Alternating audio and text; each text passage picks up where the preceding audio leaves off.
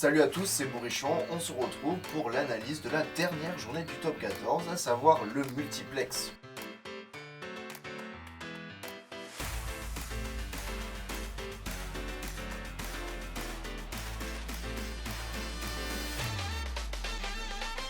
Aujourd'hui ça va être une analyse particulière car je vais pas revenir sur chaque match comme je fais à chaque fois. Non, là je vais plutôt parler de ce qui s'est passé de manière chronologique et tout le suspense qu'il y a eu autour de cette journée, notamment lié à la qualification. C'est parti. Bon, d'abord on va se concentrer sur 4 matchs, à savoir Stade Français Toulon, La Rochelle Racing, Pau Perpignan et Bayonne Castres. Je vais évoquer de temps en temps UBB Oyonnax et Clermont Montpellier.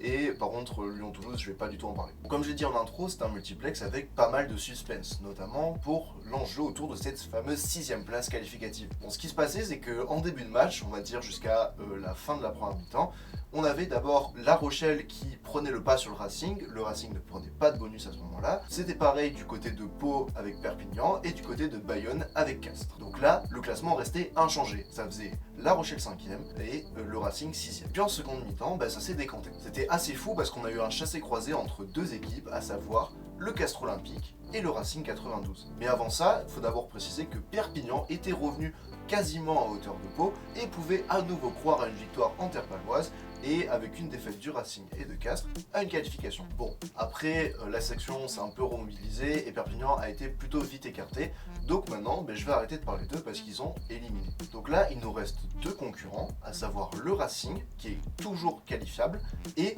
Castres. Et donc La Rochelle en seconde période prend le pas vraiment cette équipe du Racing et ne laisse absolument pas de points de bonus.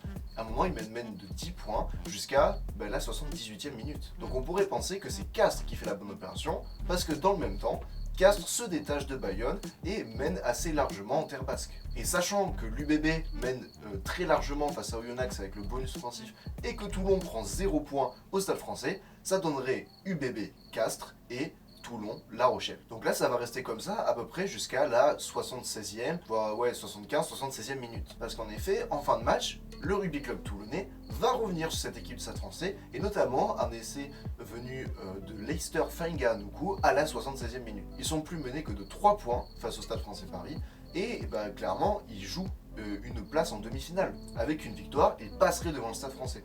Et dans ce cas-là, le Stade Français serait 3ème et l'UBB 4ème. Et on aurait un tableau complètement différent. À ce moment-là, à la 76e minute, c'est toujours Castres qui est qualifié car le Racing n'a toujours pas marqué. Et puis arrive la 78e minute avec un essai de Maxime Baudonne. Et là, peu importe s'il y a transformation ou pas, les joueurs du Racing sont assurés de prendre un point de bonus puisqu'il y a 24-19 qui sera d'ailleurs le score final. Pendant ce temps, Castres gagne à Bayonne 28-17 et donc croit à cette qualification. Et malheureusement avec cet essai, tous ces efforts ont été vains. Donc là, ça y est, nous avons les qualifiés avec La Rochelle 5ème et le Racing 6ème. C'est sûr, on ne peut plus y toucher. Mais par contre, pour la 2ème, 3ème et 4ème place, ça se joue encore parce qu'il y a le match Stade Français Toulon qui nous intéresse. Et malgré une dernière offensive des Toulonnais, le Stade Français va s'en sortir et au final, c'est donc le Stade Français qui file directement en demi. Toulon passe 4ème du top 14 puisque l'UBB gagne 5 points contre Oyonnax et monte sur la 3ème marche du podium. Et c'est donc là maintenant que nous avons le tableau officiel des qualifiés que je vous mets là, à savoir donc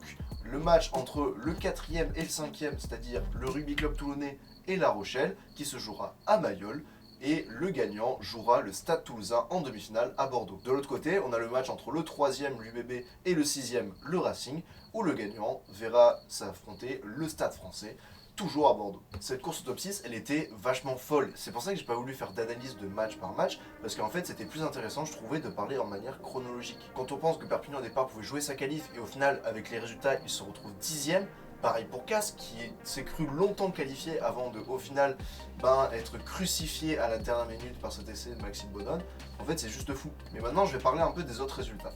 Donc on a eu Lyon-Toulouse, 40-28, bon j'ai pas grand chose à dire là-dessus, c'était un match sans enjeu. Après on a eu donc l'UBB, comme je l'ai un peu dit, qui a mis 5 points contre Oyonnax, 40-7. Et enfin Clermont, qui avec cette victoire a bonifié contre Montpellier 52-15, s'est octroyé la 8ème place du championnat, synonyme de Champions Cup l'an prochain. Et au final, ils ont coiffé au poteau les Palois et les Perpignanais. Donc ce qui fait que en Champions Cup l'an prochain, en plus des 6 qualifiés, nous aurons le Castres Olympique qui finit 7ème et l'ASM quand la section Perpignan, Lyon, Bayonne et soit Montpellier, soit Grenoble, plus Vannes joueront la Challenge Cup. Parce que oui, maintenant je vais dire un mot de la finale entre Vannes et Grenoble. Alors déjà pour moi c'était le meilleur match de ce week-end. C'était une super finale et on voyait vraiment que les deux équipes étaient très tendues. Mais en même temps, elles n'ont pas fermé le jeu. Elles ont tenté avec plus ou moins de réussite, notamment pour les Grenoblois. Et donc c'est finalement Vannes qui viendra en top 14 la saison prochaine. C'est juste historique, c'est la première fois qu'un club breton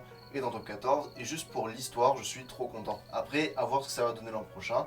Mais bon, ça je vous en parlerai cet été. Pour conclure cette vidéo, je vais revenir sur ma vidéo prédictive du classement du top 14. Et je vais comparer avec le classement final. Je vous mets maintenant le screen de ce que j'avais prédit. Et voici le classement final véritable. On peut remarquer donc que j'ai eu bon pour seulement 3 équipes.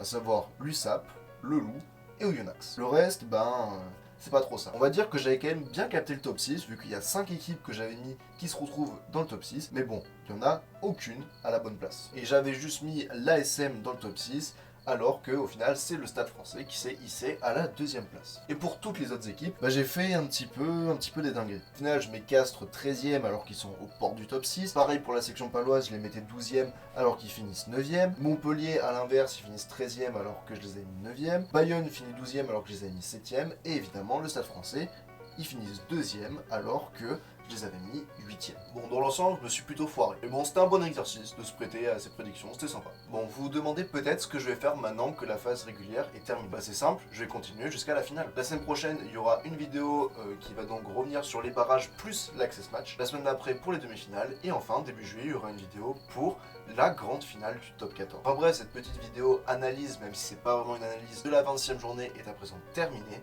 On se retrouve la semaine prochaine pour la première vidéo qui va concerner des matchs de phase finale. Personnellement, moi j'ai hâte, j'espère que vous aussi. C'était Bourrichon, ciao ciao.